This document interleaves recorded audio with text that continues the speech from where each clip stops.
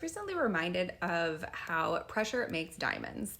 And I feel like this is particularly true if you are a writer because we often are in silos and we don't always invite someone into the process with us. And what happens is that we can get so far down, we can write manuscripts before we actually get any feedback.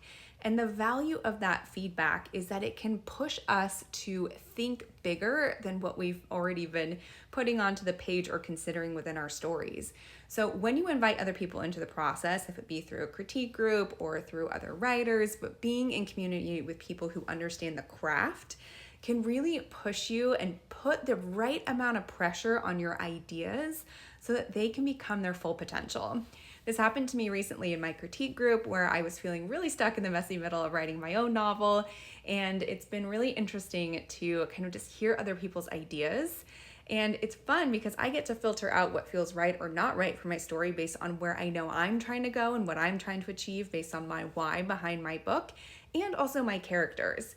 But all of that to say is that the right amount of pressure has allowed me to expand my thinking and what's possible for my book.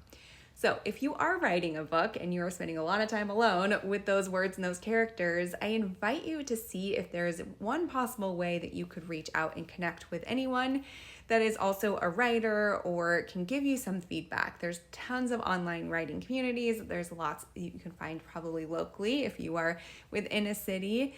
And this is, I know, something that I also offer through my own book coaching and what I do for the authors I work with, and I've seen this happen. But it's just a great reminder that the diamonds that we are creating with our stories to help expand perspectives and create great impact in this world do need the right amount of pressure from the right people in order to help them become this beautiful thing that we are trying to achieve. So I encourage you to think about how can you apply the right amount of pressure to your writing to help it become that next level.